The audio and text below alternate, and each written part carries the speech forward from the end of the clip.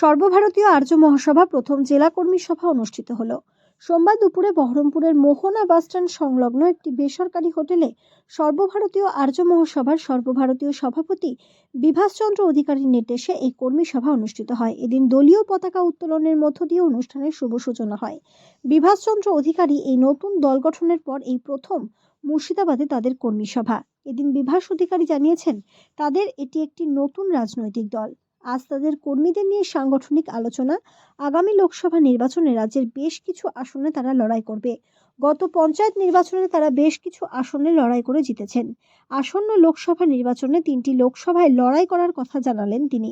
আজকের এই কর্মী সভায় উপস্থিত ছিলেন সর্বভারতীয় আর্য মহাসভার সর্বভারতীয় সভাপতি বিভাসচন্দ্র অধিকারী, এআইএএম রাজ্য সম্পাদক বিভাস বন্দ্যোপাধ্যায়, এআইএএম মুর্শিদাবাদ জেলা সভাপতি সানোয়ার আলী, এআইএএম মুর্শিদাবাদ জেলা সহসভাপতি প্রতীক ব্যানার্জি, এআইএএম মুর্শিদাবাদ জেলা সম্পাদক মুস্তাক রশিদ ওরফে মোহনলাল, ইমাম নবিরুল ইসলাম, মাইনরিটি সভাপতি সহ বিশিষ্টজনেরা।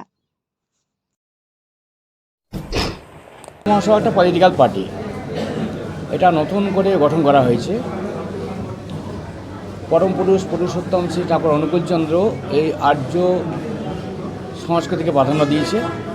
ডক্টর শ্যামাপ্রসাদ মুখার্জি একবার পাবনার আশ্রমে গেছিলেন, বললেন আশ্রম ভিজিট করার পর যে ঠাকুর, আপনার এত বড় আশ্রম, এত ম্যান পাওয়ার, যদি আপনি আমাদের সংস্থাকে একটু মদত দেন তাহলে ভালো হয়। বললে কী নাম আপনার সংস্থার? বললে হিন্দু মহাসভা। তখন উনি বললেন যে অবতার মহাপুরুষ বা পীর পয়গম্বররা বা প্রফেটরা কখনো বিশেষ কোনো সম্প্রদায় বা জাতির জন্য আসেন না। তিনি যখন আসেন তিনি সবার জন্য আসেন। অ্যানশিয়েন্ট হিস্ট্রিতে দেখবেন ভারতবর্ষে তখন আর্য এবং অনার্য ছিল, তখন এই হিন্দু মুসলমান খ্রিস্টান বৌদ্ধ এই ব্যাপারটা ছিল না। যারা এক সেই তাকে আপনি আল্লাহ বলেন আর ঈশ্বরই বলেন, গডই বলেন, যাই বলুন না কেন, এই এক মালিককে সৃষ্টিকর্তাকে যারা মানলো তারা আর্য বা আস্তিক, আর যারা তাকে মানলো না তারা অনার্য বা নাস্তিক। কাজেই নামটা পাল্টাই ফেলেন। বললো কী নাম দেব ঠাকুর? নাম দেন আর্য মহাসভা। সেটা আজ পর্যন্ত কেউ করেনি, উদ্যোগ নেয়নি। আর্য সংস্কৃতিকে ভারতবর্ষে প্রতিষ্ঠিত করার জন্যে বিভিন্ন স্বার্থান্বেষী ব্যক্তি তারা জাতপাতের একটা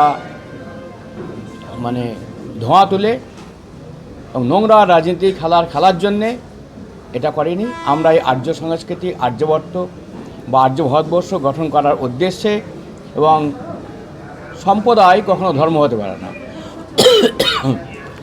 ধর্মে সবাই বাঁচে বাড়ে, সম্প্রদায়টা ধর্ম নারে। ধর্মে জীবন দীপ্ত রয়, ধর্ম জানি সাক্ষী হয়। কাজে সবাইকে নিয়ে অন আমব্রেলার আন্ডারে আমরা এই আর্য সংস্কৃতি প্রতিষ্ঠা করব। আর তারই উদ্দেশ্যেই এই দল করা, কাউকে ছোট করার জন্যে না, নোংরা রাজনীতি খেলার জন্য না, কাউকে গালাগালির চাষ করার জন্য না। পুরুষের কণ্ঠে তো ঘোষিত হলো যে ধর্মে সবাই বাঁচে বাড়ে, সম্প্রদায়টা ধর্ম নারে। ধর্মে জীবন দীপ্ত রয়, ধর্ম জানি সাক্ষী হয়। মুসলমান যদি ডাবের জল খায় তাও যা টেস্ট লাগবে, আমি হিন্দু খেলেও তাই টেস্ট লাগবে। সূর্যের আলো কারোর জন্য আলাদা না। রডের ধর্ম রড করে, আগুনের ধর্ম আগুন করে, মাটির ধর্ম মাটি করে।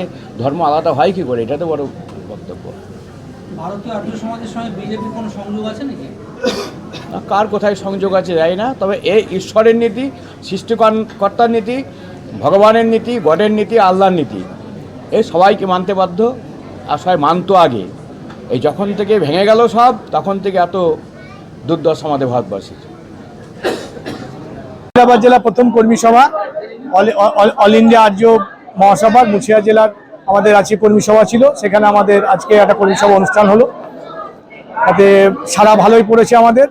তাতে আমাদের মধ্যে আমাদের অল ইন্ডিয়া আর্য মহাসভার পার্টির সভাপতি বিভাসচন্দ্র অধিকারী মহাশয় উপস্থিতিতে, মুর্শিদাবাদ জেলার আমাদের যারা কমিটি আছে সেখানটায় সানোয়ার আলী সাহেব সভাপতি, প্রতীক ব্যানার্জি থেকে আমরা সবাই মিলে ছিলাম। সেখানে থেকে আমাদের অনুষ্ঠানটাকে সাফল্যমণ্ডিত করলাম সকলের সহযোগিতায়। আগামী দিনের কর্মসূচি কি আপনাদের? আগামী দিনের কর্মসূচি বলতে সামনে আমাদের লোকসভার মধ্যে দিয়ে আমরা আমাদের পার্টি সবে তো শুরু করেছি। সেই শুরুর মধ্যে আমরা চিন্তাভাবনা আমাদের আছে, আমরা বেশ কিছু জায়গায় ক্যান্ডিডেট করবে লোকসভায়। তাতে মুর্শিদাবাদ জেলায় আমরা 3টে যে সিট আছে, আসন আছে, সেখানে 3টে আসনে আমরা প্রতিদ্বন্দ্বিতা করব। আপনার নাম আর কোন পদে আছে? আমি ডিস্ট্রিক্ট সেক্রেটারি আছি, মুস্তাক রশিদ, মোহনলাল। আমাদের মূল লক্ষ্য মানুষের সেবা করা, মানুষের পাশে থাকা, আপদে বিপদে মানুষের পাশে থাকবো, মানুষকে নিয়ে আমরা চলবো।